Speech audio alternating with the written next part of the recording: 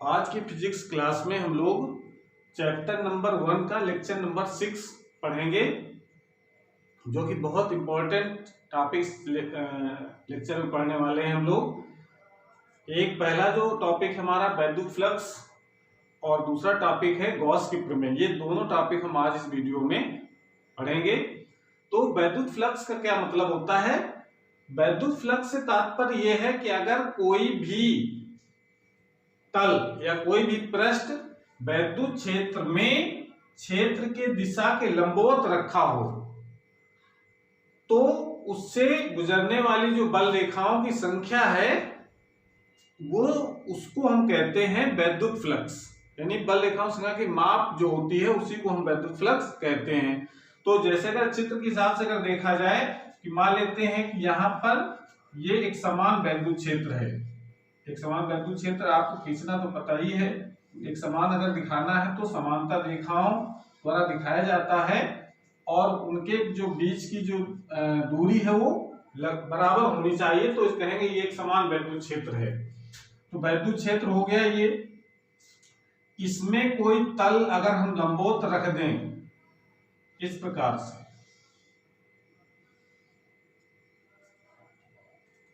तो इस तल से कितनी बल रेखाएं गुजर रही हैं, इसकी माप ही वैद्युत फ्लक्स कहलाती है। तो ये वैद्युत फ्लक्स को हम लोग फाई ई से रिप्रेजेंट करते हैं, जो कि आगे आगे हम लोग और पढ़ेंगे चुंबकीय फ्लक्स, तो उसको हम लोग फाई बी से रिप्रेजेंट किया जाएगा और वैद्युत फ्लक्स को हम लोग लिखते हैं फाई ई से। तो जैसे यहां पर देखिए इस तल से कितनी बल रेखाएं गुजर रही हैं? 3। इसका वैद्युत फ्लक्स कितना हो गया? 3। अगर हम वैद्युत फ्लक्स का मान अगर बढ़ाना है तो इसका बल रेखाओं की संख्या को बढ़ाना पड़ेगा। तो इसके दो तरीके हैं बढ़ाने के। या तो हम वैद्युत क्षेत्र का मान बढ़ा दें, तो वैद्युत क्षेत्र बढ़ा देंगे तो क्या होगा? वैद्युत बल रेखाएं और पास पास हो जाएंगी। जैसे अभी देखिए इसमें 3 वैद्युत बल रेखाएं गुजर रही हैं। अगर हम बल रेखाओं को बढ़ा देते हैं इस प्रकार से, यानी बढ़ाने से तात्पर्य है कि वहां पर वैद्युत क्षेत्र को और प्रबल करना है। तो अब देखिए अब कितनी बल रेखाएं गुजरने लगी इससे? 1 2 3 4 5 6। अब वैद्युत फ्लक्स हो गया इसका 6। एक तो तरीका ये है वैद्युत फ्लक्स बढ़ाने का कि वैद्युत फ्लक्स को कैसे बढ़ा सकते हैं। दूसरा तरीका ये है कि इतनी ही क्षेत्र की तीव्रता में अगर हम उसका तल का अगर क्षेत्रफल बढ़ा देते हैं इस प्रकार से। अब देखिए जरा इससे कितनी गुजरने लगी है।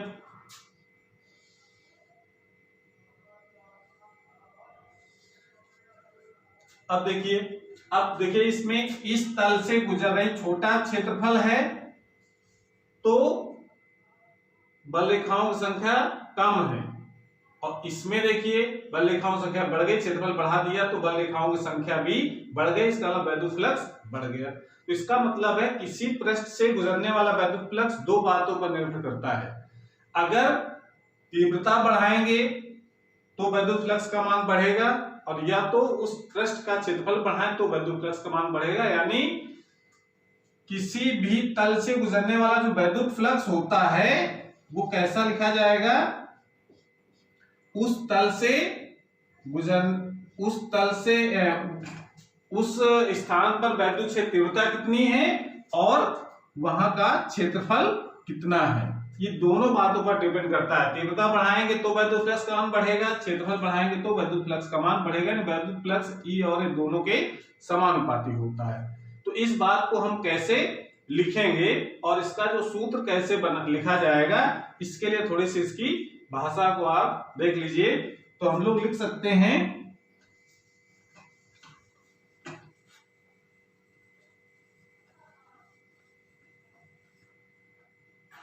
कि यदि वैद्युत क्षेत्र, लिख लीजिए उसके बाद फिर उसको समझाएंगे, और यदि वैद्युत क्षेत्र ई में कोई सूक्ष्म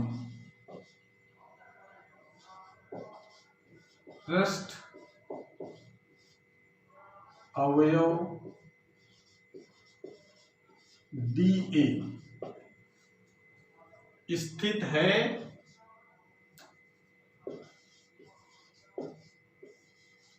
तो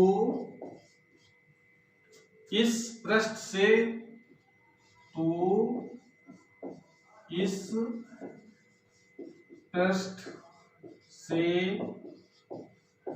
गुजरने वाला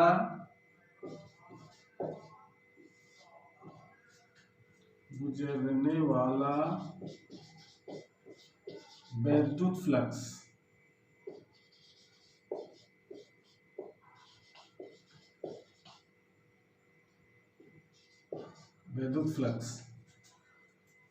क्या हो जाएगा, देखिए डी फाई सूक्ष्म पृष्ठ ले रहे हैं चित्र में। देखिए जैसे मान लेते हैं कोई भी ये बल रेखा है यहाँ पर, यानी यहाँ पर रेखाओं तो यहाँ पर वैद्युत क्षेत्र है, और यहाँ पर कोई भी एक पृष्ठ रखा हुआ है।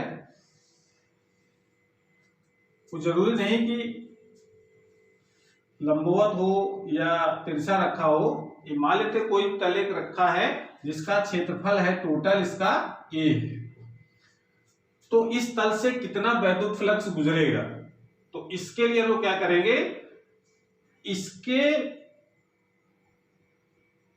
पृष्ठ में एक छोटा क्षेत्रफल बनाएंगे, यानी इस छोटे क्षेत्रफल की बात करेंगे। टोटल एरिया इसका A है, उसमें हमने एक छोटा सा भाग लिया है पूरे क्षेत्रफल का, और उसको कहा है हमने DA। तो DA तो उसका क्षेत्रफल हो गया। अगर DA वेक्टर की बात करेंगे, यानी क्षेत्रफल वेक्टर क्या होगा, तो क्षेत्रफल वेक्टर का मतलब क्या होता है, उस पृष्ठ पर खींचा गया अभिलंब की जो डायरेक्शन होती है वो क्षेत्रफल वेक्टर डायरेक्शन होती है। तो क्षेत्रफल वेक्टर अगर दिखाना है तो ये हमारा हो जाएगा DA वेक्टर। और यहां पर वैद्युत क्षेत्र की तीव्रता की डायरेक्शन होगी, तीव्रता हमारी इस प्रकार से है यहाँ, तो इसका मतलब वैद्युत क्षेत्र की डायरेक्शन कैसी है, इस दिशा में, ये वैद्युत क्षेत्र की डायरेक्शन हो गई। तो इस छोटे वाले क्षेत्रफल से, यानी छोटे वाले पृष्ठ अवयव से गुजरने वाला वैद्युत फ्लक्स का मान, ये उस जगह उपस्थित वैद्युत क्षेत्र की तीव्रता और उस पृष्ठ अवयव के क्षेत्रफल के अदिश गुणन के बराबर होता है।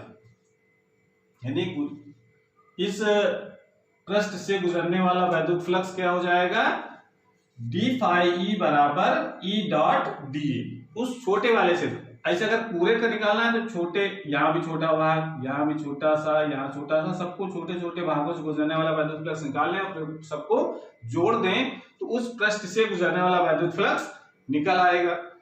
तो अगर हम जोड़ने का मतलब यहाँ पर क्या होता है, अगर हमको छोटा छोटा भाग पता चल जाए वैद्युत फ्लक्स का और कहा जाए टोटल बताओ, तो टोटल जोड़ने का मतलब यहाँ पर है समाकलन करना। तो इसका मतलब संपूर्ण पृष्ठ से निकालने का बात अगर आ जाती है, संपूर्ण पृष्ठ से गुजरने वाला वैद्युत फ्लक्स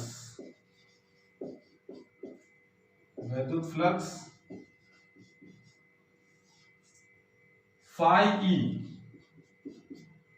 फाई का मतलब, ठीक है सिंबल देखिए, फाई का मतलब एक जीरो बना करके खड़ी पाई बना देना है, उसको फाई पढ़ते हैं। ये फाई ई का मान क्या हो जाएगा, जो सूक्ष्म वैद्युत फ्लक्स निकला है उसका समाकलन कर देंगे, समाकलन डी फाई ई, या इसको लिख सकते हैं हम लोग समाकलन ई डॉट डी ए। ये चीज समझ में आई इतनी, कि किसी भी पृष्ठ से गुजरने वाला वैद्युत फ्लक्स निकालना अगर है तो पहले उस पृष्ठ पर एक छोटा सा भाग लेंगे और उस छोटे से भाग से गुजरने वाला वैद्युत फ्लक्स का मान वैद्युत क्षेत्र की तीव्रता और पृष्ठ अवयव के अदिश गुणन के बराबर होता है। ये तो आप समझ लीजिए कि इसकी परिभाषा ही ये है कि किसी भी पृष्ठ से गुजरने वाला वैद्युत फ्लक्स उस पृष्ठ के क्षेत्रफल अवयव तथा वैद्युत क्षेत्र तीव्रता के अदिश गुणन के बराबर होता है। तो ये हम स्वभाव लिख सकते हैं। अब हमने छोटे से भाग के कारण तो निकाल लिया, अब पूरे पृष्ठ के कारण निकालना है। तो ऐसे ही छोटे छोटे भाग हम ले करके एक यहाँ मान लिया हमने, एक यहाँ मान लिया, ऐसे करके सब भागों से गुजरने वाले वैद्युत फ्लक्स का मान निकालेंगे और फिर सबको जोड़ दिया जाएगा। तो इस प्रकार से वैद्युत फ्लक्स का मान निकल आएगा। तो जोड़ने से मतलब यहाँ पर क्या होता है, गणित में समाकलन करना। तो समाकलन कर दिया गया। तो समाकलन जब करेंगे तो देखिए आगे क्या होता है, ये आपको नहीं बनाना है, एक केवल हम छोटा क्षेत्रफल दिखा करके उसका समाकलन करेंगे। तो यदि ई वेक्टर तथा डीए वेक्टर के बीच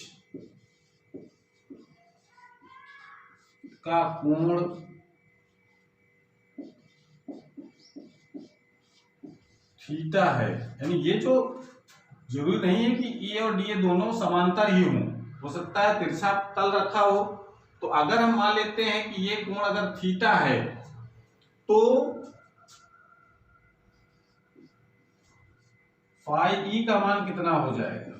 अब जानते हैं वेक्टर में ए डॉट बी बराबर होता है ए बी कॉस थीटा। तो यहां पर क्या हो जाएगा, ई समाकलन तो लगाएंगे ही, e d a cos theta, ये हो सकता है। जो कांस्टेंट टर्म है उसको बाहर कर लीजिए, तो ई कॉस थीटा और यहां अंदर बचेगा डी ई,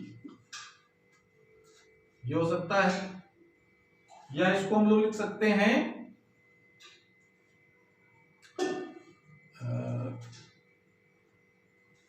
इस पृष्ठ का या डीए का जो समाकलन किया जाएगा, तो समाकलन तो मतलब ऐसे ही छोटे छोटे जब क्षेत्रफल जुड़ेंगे तो क्या आ जाएगा, पूरा क्षेत्रफल। तो इसको क्या लिख सकते हैं हम लोग, ई कॉस थीटा और ये क्या बन जाएगा हमारे पास ए, ये ए बन गया।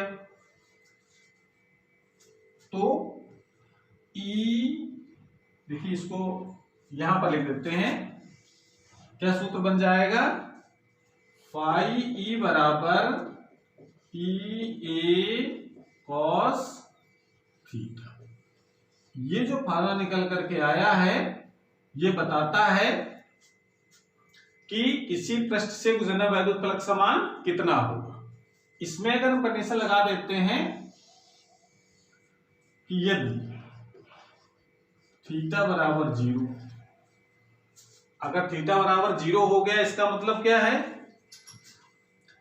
ई और डीए दोनों समांतर हो गए हैं। तो ई ए डीए दोनों समांतर होने का मतलब यहां पर क्या है कि पृष्ठ जो है वो वैद्युत क्षेत्र की तीव्रता के लंबवत हो गया है। ध्यान ये रखना है इस चीज को कि जो थीटा जो क्या होता है, ई और डीए के बीच का कोण है। अगर ई और डीए दोनों एक ही दिशा में हो गए हैं, यानी जैसे अगर हम कहें कि ये वैद्युत क्षेत्र इस दिशा में है और ऐसे लंबवत रखेंगे, ठीक है, तो तल पर खींचा गया अभिलंब इधर ही होगा और वैद्युत क्षेत्र तीव्रता भी इधर है। तो इसका मतलब थीटा कितना हो गया, 0। तो तल के लंबवत अगर होगा तो थीटा 0 होगा, ना कि 90 डिग्री होगा। तो इस चीज को विशेष ध्यान रखना है कि थीटा किसके बीच का कोण है। तो यहां से अगर ये थीटा का मान 0 हो जाए तो फाई ई का मान कितना हो जाएगा, ई इंटू ए, cos 0 का मान 1 हो जाएगा।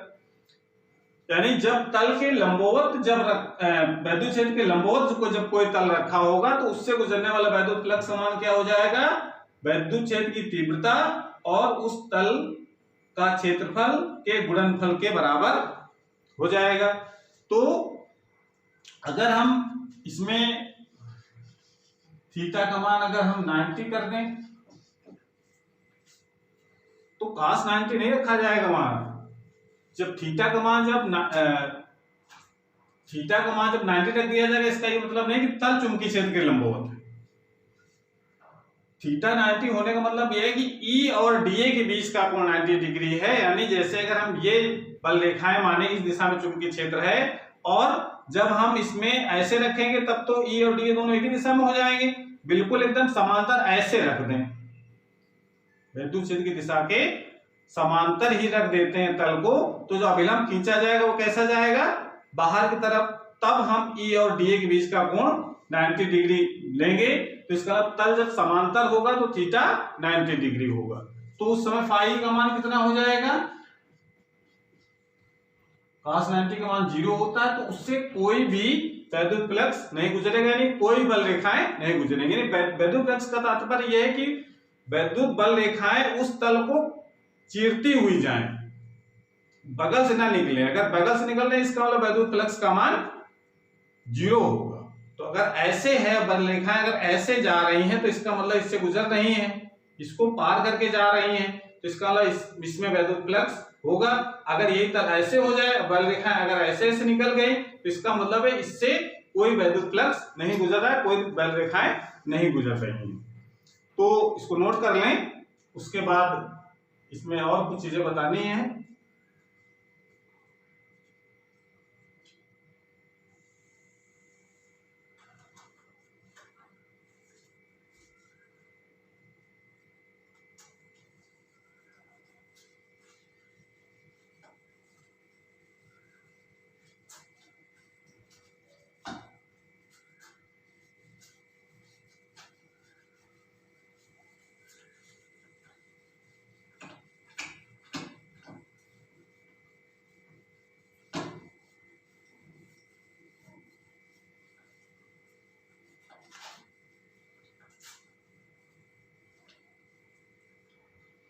तो देखिए जैसे अभी हमने सूत्र निकाला है, फाई ई का जो मान होता है वो होता है ई ए कॉस थीटा।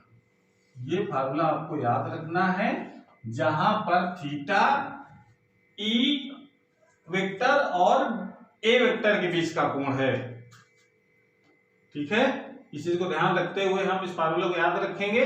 और अगर इसमें इस फार्मूले की मदद से अगर हम निकालना चाहें कि फाई ई, पहला पॉइंट है फाई ई का मात्रक क्या होगा, यानी वैद्युत फ्लक्स का मात्रक क्या होगा। तो वैद्युत फ्लक्स का जो मात्रक होगा, तो देखिए cos थीटा कोई मात्रक होता नहीं, ई और ए इनके मात्रकों का यूज करेंगे हम लोग। तो वैद्युत क्षेत्र की तीव्रता के मात्रक हम लोगों ने दो पढ़े हैं, एक होता है कूलाम, एक होता है न्यूटन प्रति कूलाम, एक होता है न्यूटन प्रति कूलाम और दूसरा होता है वोल्ट प्रति मीटर। तो जरा बारी बारी से दोनों मात्रों को रख करके हम इसके दो मात्रक निकालेंगे। तो पहले हम रखते हैं कूलाम न्यूटन, न्यूटन और क्षेत्रफल का मात्रक भी आ जाएगा न्यूटन मीटर स्क्वायर प्रति कूलाम। समझ गए, न्यूटन प्रति कूलाम ये वैद्युत क्षेत्र तीव्रता का मात्रक है, और ए जो है वो ए का मात्रक है मीटर स्क्वायर। तो ये एक मात्रक हो जाएगा। और अगर हम ये कहें कि नहीं हम न्यूटन प्रति कूलाम ये मात्रक हम ई का नहीं रखेंगे, हम रखेंगे वोल्ट प्रति मीटर।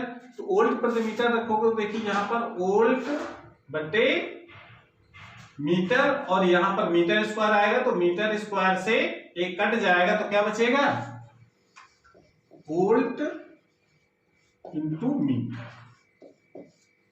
ये इसका मात्रक होता है फाई ई का, यानी वैद्युत फ्लक्स का मात्रक न्यूटन मीटर स्क्वायर प्रति कूलाम और या फिर वोल्ट मीटर। दूसरा है इसमें विमा भी इसकी निकाल सकते हैं हम लोग, फाई ई की विमा क्या होगी, फाई की विमा क्या हो जाएगी। देखिए इसमें अब इस मात्रक से भी विमा निकाल सकते हैं, और नहीं तो यहां से निकाल सकते, एक ही विमा रखिए, एक ही विमा रखिए, जिससे मन हो उससे आप निकालिए।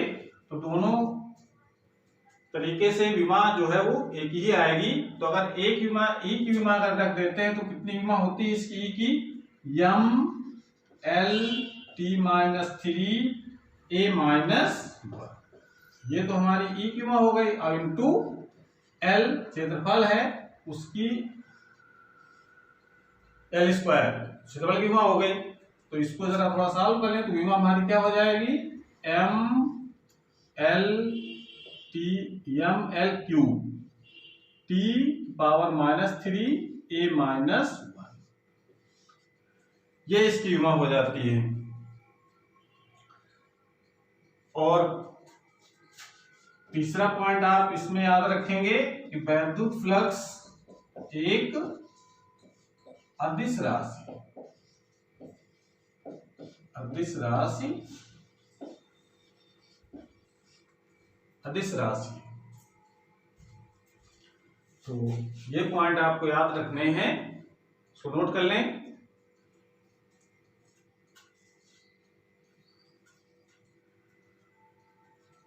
उसके बाद इसमें एक चीज जो हमको जरूरत है आगे गॉस के प्रमेय में, उस चीज को भी हम बता देते हैं कि जैसा अभी हमने बताया कि वैद्युत फ्लक्स का जो सूत्र होता है उसका मान हम लोग इस प्रकार से निकालते हैं कि छोटे से क्षेत्रफल के कारण वैद्युत फ्लक्स का मान निकाल लें और उसका समाकलन करते हैं, यानी ई डॉट डी ए समाकलन।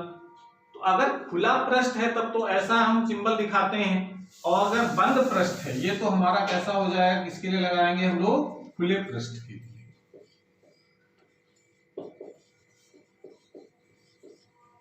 खुला पृष्ठ अगर कोई है तो हम समाकलन ई डॉट डी ए लिखते हैं। और अगर फाई ई का मान किसी बंद पृष्ठ के लिए निकालना है तो बंद पृष्ठ के लिए हम थोड़ा सिंबल में चेंज करते हैं, यहां पर समाकलन के बीच में गोला लगा देते हैं, बाकी फार्मूले में कोई चेंज नहीं होगा। तो ये फार्मूला हम, ये तरीका या ये कह सकते हैं कि ये प्रतीक इसका, ये किसके लागू करेंगे हम लोग, बंद पृष्ठ के।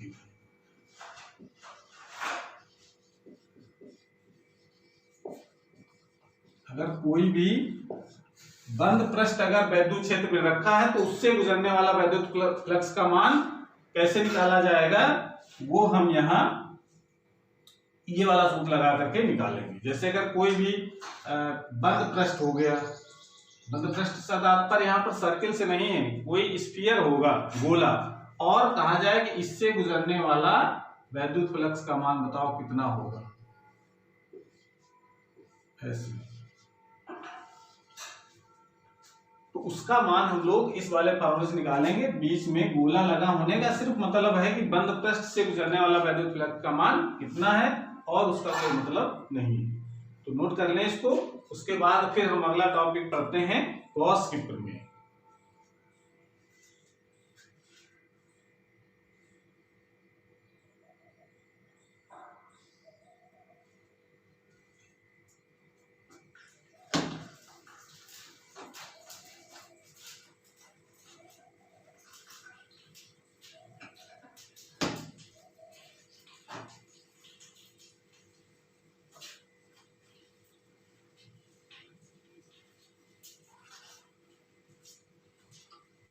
चलिए हेडिंग लगाइए, गॉस के प्रमेय।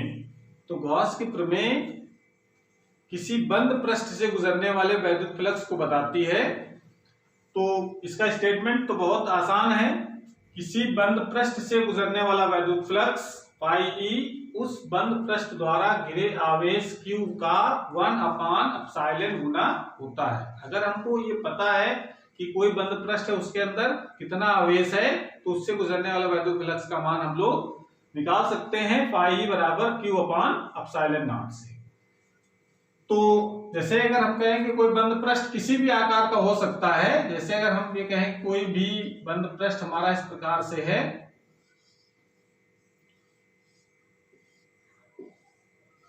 और इसके केंद्र पर को अगर कोई आवेश रखा है Q, तो इस बंद पृष्ठ से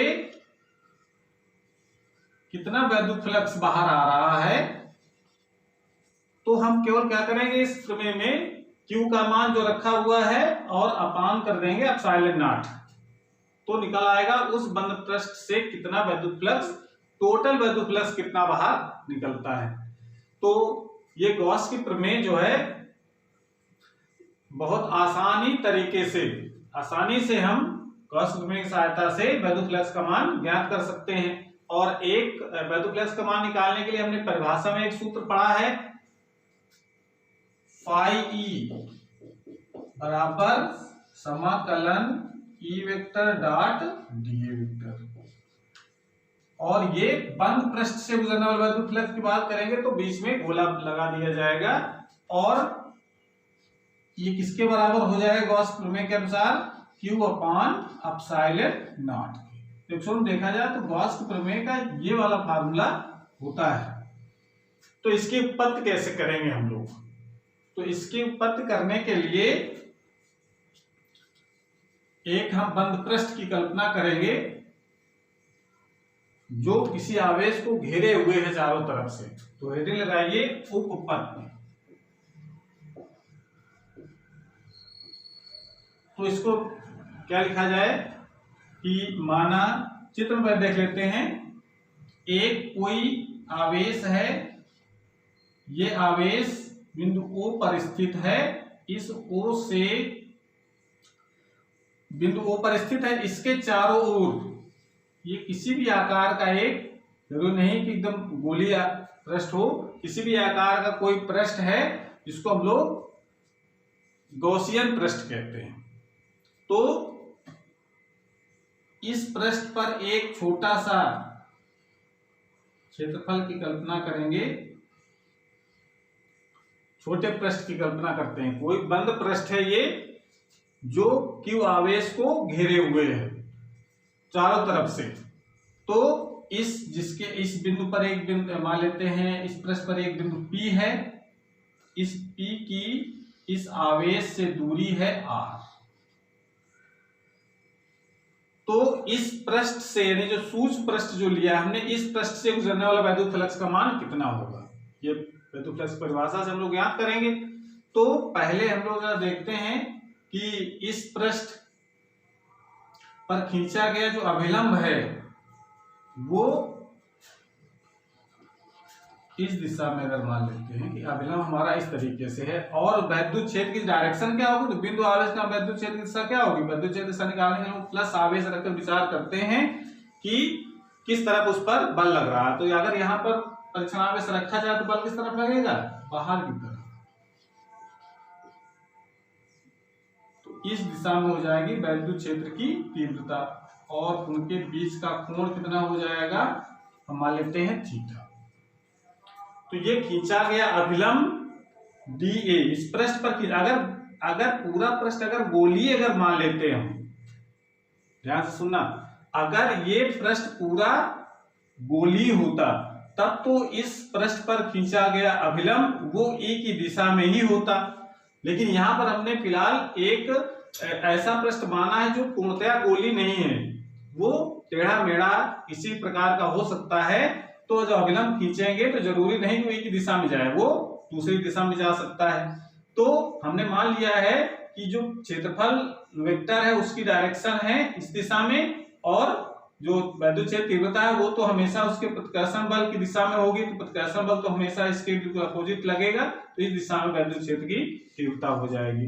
तो इसको जरा भाषा के रूप में कैसे लिखेंगे, माना एक बिंदु आवेश Q प्लस Q, माना एक बिंदु आवेश प्लस Q बंद पृष्ठ A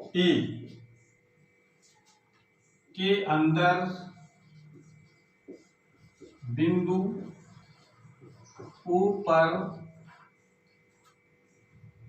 पर स्थित है, पृष्ठ पर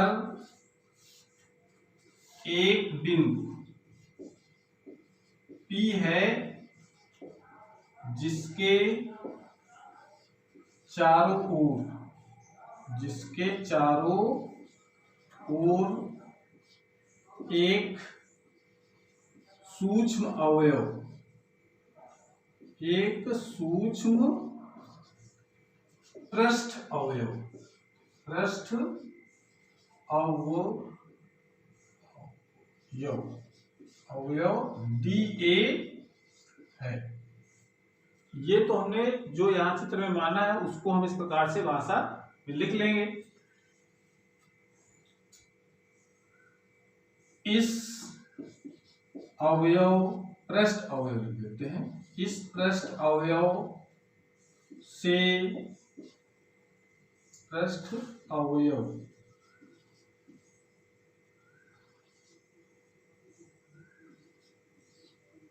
इस पृष्ठ अवयव DA से गुजरने वाला वैद्युत फ्लक्स,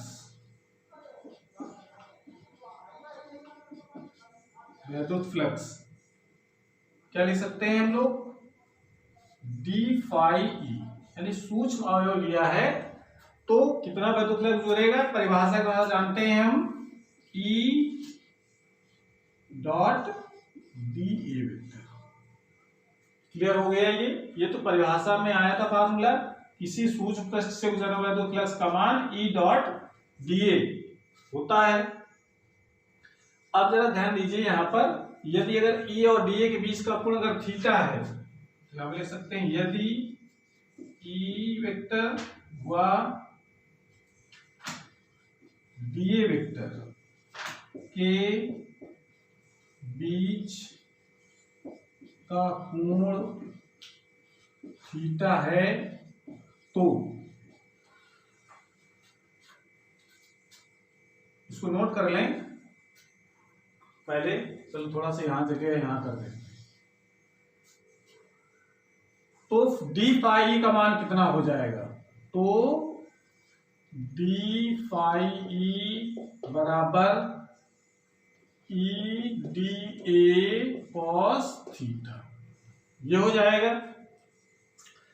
अब देखिए क्योंकि ये जो दूरी है बिंदु P से R आवेश की, तो यहां पर वैद्युत क्षेत्र का मान कितना होगा इस पृष्ठ पर, तो क्या लिख सकते हैं, यदि बिंदु P की आवेश Q से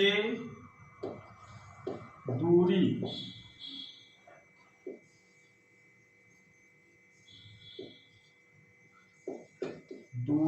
R है तो बिंदु P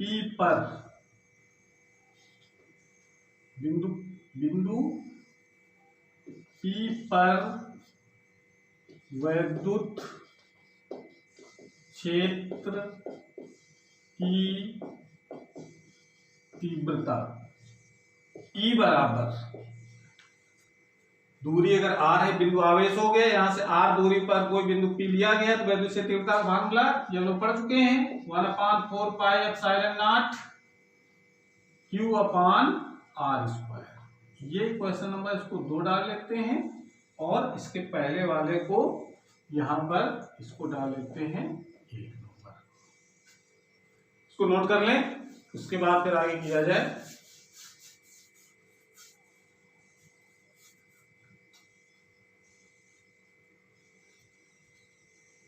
हटा दिया जाए इसको, okay.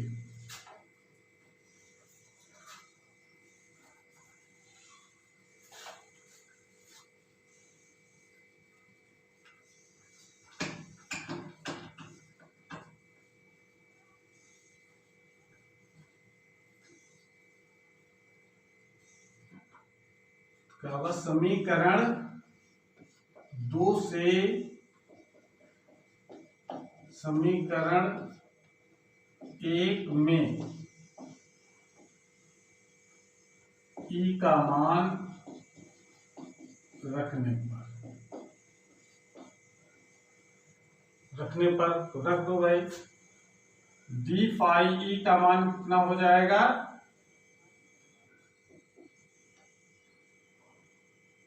1/4 pi epsilon not Q upon R square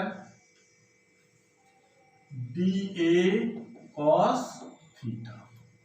ये हो जाएगा, इसको थोड़ा सा रीअरेंज करके लिख सकते हैं, d phi is equal to 1/4 pi epsilon not Q, यहाँ लिखते हैं Q, और यहाँ लिख सकते हैं dA cos theta upon R square. इसको ऐसे लिखा जा सकता है।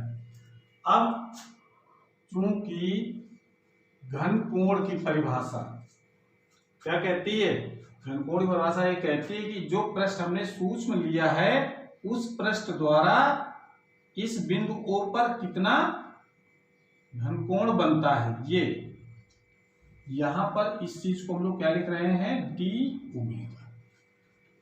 तो ये घन कोण की परिभाषा से जानते हैं, ये घन कोण के बारे में पढ़ चुके हैं इसके पहले वाले वीडियो में। तो क्या सूत्र लिखा गया था, घन कोण की परिभाषा से d omega is equal to होता है dA cos theta upon R square. ये सूत्र हम निकाल चुके हैं। ये d ओमेगा का मान जरा हम यहां रख देते हैं तो वैल्यू क्या हो जाएगी, इसलिए d phi बराबर हो जाएगा Q upon 4 pi epsilon not और d ओमेगा। ये हो सकता है। ये पार्ट तो हमने निकाल लिया इस सूक्ष्म पृष्ठ से गुजरने वाला विद्युत फ्लक्स। और हमको निकालना क्या है, संपूर्ण पृष्ठ से गुजरने वाला विद्युत फ्लक्स। तो ऐसे ही छोटे छोटे पृष्ठ मान करके हम सब पृष्ठों से गुजरने वाला विद्युत फ्लक्स निकालेंगे और सबको जोड़ दिया जाएगा। तो जोड़ने से मतलब यहां पर क्या करना पड़ेगा हमको, समाकलन। तो क्या लिख देंगे हम लोग, संपूर्ण बंद पृष्ठ से गुजरने वाला विद्युत फ्लक्स। अब यहां पे ले सकते हैं फाई ई बराबर समाकलन कर देंगे डी फाई ई। तो डी फाई की वैल्यू लगा दें, तो फाई का मान समाकलन Q upon 4 pi epsilon not D omega. जो कांस्टेंट टर्म है समाकलन के बाहर हो जाएंगे। बंद पृष्ठ के लिए लगा रहे हैं इसलिए यहां पर बीच में गोला भी लगा दो। तो फाई ई बराबर जो कांस्टेंट टर्म है उसको बाहर यहां लिख देते हैं। कांस्टेंट टर्म क्या हमारे पास है, Q upon 4 pi epsilon not समाकलन डी ओमेगा। अब देखिए इस डी ओमेगा का मतलब क्या है, अगर यही सब पृष्ठ को जोड़ देंगे तो ये पूरा कोण कितना बनेगा इस पृष्ठ द्वारा। तो ये हम लोग पढ़ चुके हैं घन कोण के बारे में। किसी बंद पृष्ठ द्वारा जो संपूर्ण जो घन कोण होता है वो होता है 4 पाई के बराबर। तो इसका मतलब सबको अगर जोड़ा जाएगा तो घन कोण संपूर्ण कितना आ जाएगा, 4 पाई। तो इसका मतलब यहां पर लिख सकते हैं Q upon 4 pi epsilon not, और इसकी जगह आ सकता है 4 पाई, क्योंकि समाकलन D omega is equal to होता है 4 पाई। ये बात क्लियर हो गई। तो अब देखो यहां से 4 पाई से 4 पाई कैंसिल हो गया, तो क्या बचेगा, उसको हम यहां पर लिख देंगे।